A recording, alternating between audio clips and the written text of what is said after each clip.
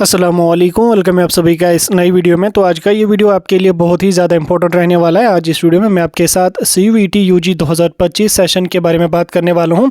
अगर आप अभी 12th में हैं, फरवरी के महीने में अपने 12th के एग्ज़ाम देने वाले हैं, या आपने अगर ऑलरेडी 12th पास किया है, अब आपको जम्मू कश्मीर या जम्मू कश्मीर के बाहर किसी भी डिग्री कॉलेज में यानी कि ग्रेजुएशन के लिए एडमिशन करना है, तो आपको CUET का एग्ज़ाम देना कंपलसरी है। इसके बिना आपको जो वो डिग्री कॉलेजेस में एडमिशन नहीं मिलेगा। इस वीडियो में मैं आपको इसी एग्ज़ाम की कंप्लीट डिटेल्स बताऊंगा कि कौन कौन कैंडिडेट CUET के लिए एलिजिबल है, CUET क्या है, सिलेक्शन का प्रोसीजर क्या होता है, सिलेबस आपको क्या होता है, कब आपको फॉर्म भरना है, एग्जाम आपको कहां पे और किस तरीके का देना होता है। सब कुछ जानने के लिए इस वीडियो को पूरा एंड तक देख लेना। चैनल को भी सब्सक्राइब कर देना, व्हाट्सएप और टेलीग्राम ग्रुप दोनों ज्वाइन कर देना, लिंक दोनों की आपको डिस्क्रिप्शन में मिल जाएगी। तो चलिए वीडियो को शुरू कर ले। तो देख लेते हैं यहाँ पे CUET UG 2025 सेशन के बारे में। तो CUET के बारे में पहले मैं आपको बेसिक से इन्फॉर्मेशन दे देता हूँ।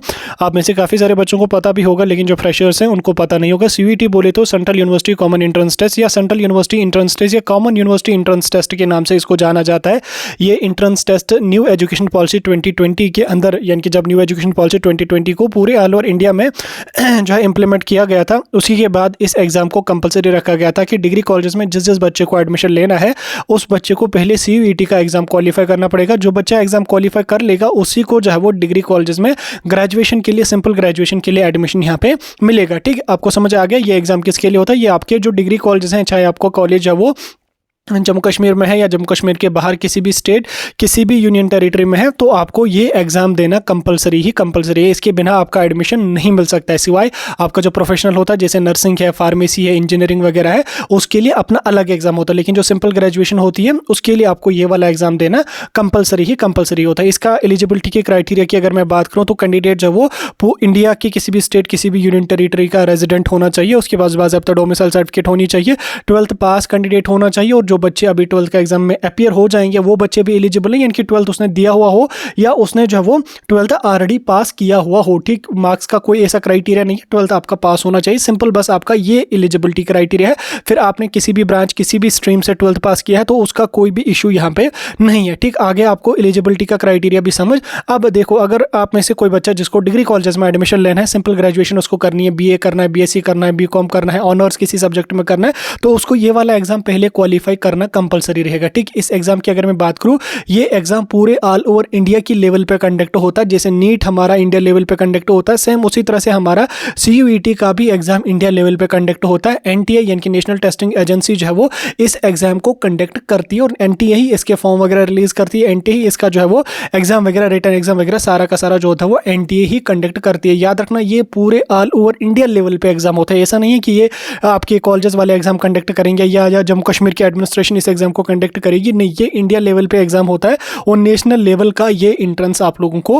होता है। ठीक, अब इस एंट्रेंस की मैं अगर सिलेबस की बात करूं, तो सिलेबस वेरी करता है कि आपको किस कोर्स में एडमिशन करना है। ठीक, और उसके अलावा किस यूनिवर्सिटी में आपको एडमिशन करना है। तो सिलेबस आपका 3 सेक्शंस में होता है। एक आपका डोमेन टेस्ट होता है, एक आपका जनरल टेस्ट होता है, और एक आपका लैंग्वेज टेस्ट होता है। ठीक, यूजुअली क्या होता है कि एक आपको जो है वो डोमेन का टेस्ट देना पड़ता है, और एक आपका जो होता है वो कभी कभी लैंग्वेज का टेस्ट भी देना पड़ता है। ठीक, डोमेन बोले तो फॉर एग्जाम्पल अगर किसी कैंडिडेट को फिजिक्स में ऑनर्स करना है या फिजिक्स में उसको ग्रेजुएशन करनी है, तो कश्मीर यूनिवर्सिटी क्या मांगेगी आपको, वो आपको जो है वो फिजिक्स का ही डोमेन टेस्ट मांगेगी। और डोमेन में आपका सिलेबस सिर्फ और सिर्फ 12th का वही सब्जेक्ट होता है। जैसे फॉर एग्जाम्पल मुझे अगर फिजिक्स में जाना है, तो मुझे 12th की फिजिक्स ही पढ़नी पड़ेगी, 12th की फिजिक्स से ही मुझे पेपर पूछा जाएगा।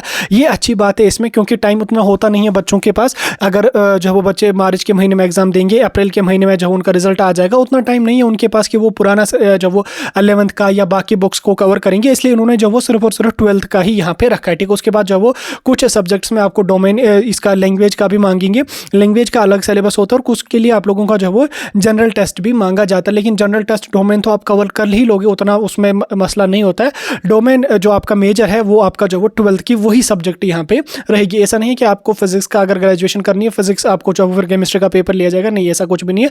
आपको फिजिक्स करनी है तो डोमेन में आपको जो वो फिजिक्स ही पूछी जाएगी। बाकी सिलेबस पे मैं जो वो अलग से एक वीडियो डाल के आप लोगों को समझा दूंगा। अभी ये जो मैं आपको बातें बोल रहा हूँ डोमेन लैंग्वेज ये वगैरह फलाना ढिमकाना, ये अभी आपको समझ में नहीं आ जाएगा, आप कंफ्यूज इससे हो जाएगा। आप इतना समझ लो कि आपको जब वो 12th का ही सिलेबस रहेगा और उसी बुक का सिलेबस रहेगा, और किसी सब्जेक्ट में या किसी यूनिवर्सिटी में आपको जब वो डोमेन और लैंग्वेज टेस्ट और जनरल टेस्ट भी यहाँ पे मांगा जाएगा। ठीक, उस पर मैं अलग से वीडियो डालूंगा सिलेबस पे, उसके बारे में आपको टेंशन लेने की जरूरत नहीं यहाँ पे। ठीक, अब मैं पेपर के पैटर्न की अगर मैं बात करूँ तो पेपर का पैटर्न जो आपका होता है वो ऑब्जेक्टिव टाइप पेपर आपका होता है। ठीक, ऑब्जेक्टिव पेपर होता है, सीबीटी मोड में आपका मैक्सिमम पेपर्स होते हैं। सीबीटी बोले तो कंप्यूटर बेस्ड टेस्ट होता है, और उसके बाद आपका जो वो OMR बेस्ड भी टेस्ट यहाँ पे रहता है, यानी कि हाइब्रिड मोड में आपका पेपर रहता है, हाइब्रिड मोड में आपका एग्जाम रहता है। कुछ सब्जेक्ट्स में जो है वो ये लोग CBT मोड में कंडक्ट करते हैं, और कुछ सब्जेक्ट्स के लिए ये लोग जो है वो OMR बेस्ड यहाँ पे टेस्ट कंडक्ट करते हैं। यानी कि जिन सब्जेक्ट्स में बच्चे कम होंगे उनमें ये OMR बेस्ड टेस्ट ले लेंगे, जैसे नीट का होता है, बोपी वगैरह का होता है, और जिनमें बच्चे ज़्यादा होंगे उनमें ये लोग जो है वो CBT बेस्ड टेस्ट ही देना पड़ता है। ठीक है, अब CBT बेस्ड टेस्ट देना है तो आपको अपने घर में कंप्यूटर के थ्रू एडमिशन एग्जाम नहीं देना है, तो आपको क्या काम करना पड़ेगा, एग्जामिनेशन सेंटर्स में आपको विजिट करना है। एग्जामिनेशन सेंटर्स की अगर मैं बात करूं तो एग्जामिनेशन सेंटर्स आपको अपने डिस्ट्रिक्ट में भी होगा, अपने डिस्ट्रिक्ट के जो डिग्री कॉलेजेस हैं वहां पे भी होता है, और पूरे जम्मू कश्मीर में इसके बहुत सारे एग्जामिनेशन सेंटर्स होते हैं, यानी कि ओवरऑल आपको लगभग अपने ही डिस्ट्रिक्ट में इसका एग्जाम देना पड़ेगा। ठीक, यहाँ तक आपको समझ आ गया। अब मैं अगर एग्जामिनेशन जो एप्लीकेशन फॉर्म्स है उनकी डेट्स की बात करूँ तो एप्लीकेशन फॉर्म्स जो आपके होंगे वो फरवरी के महीने में रिलीज होंगे, एंड फरवरी या मार्च के पहले हफ्ते में आपके जो है वो CUET UG के एप्लीकेशन फॉर्म्स आ जाएंगे। ठीक, तो आपको क्या काम करना पड़ेगा, अपना एप्लीकेशन फॉर्म भरा, देन उसके बाद मई के महीने में आपका एग्जाम होगा। 21 मई से आप लोगों का जो एग्जाम का प्रोसीजर होता है वो स्टार्ट होता है, और 21 मई से लेके 31 मई तक आपके जो टेस्ट वगैरह होते हैं वो यहाँ पे चलते हैं। ठीक, 10 दिन तक ये टेस्ट हमारे चलते हैं, क्योंकि इंडिया लेवल पे एग्जाम होता है, बच्चे बहुत ज़्यादा होते हैं, तो इसलिए इनको टाइम भी काफ़ी ज़्यादा यहाँ पे इसमें लगता है। ठीक, इस तरीके का आपका CUET का एग्जाम रहने वाला होता है। कश्मीर यूनिवर्सिटी के किसी कॉलेज में देना है तो भी CUET देना पड़ेगा, जम्मू यूनिवर्सिटी के किसी कॉलेज में देना है तो भी CUET देना पड़ेगा, cluster university Srinagar, cluster university Jammu में एडमिशन करना है तो भी देना पड़ेगा, central university Kashmir, central university Jammu में देना पड़ेगा तो भी ये एग्जाम देना है।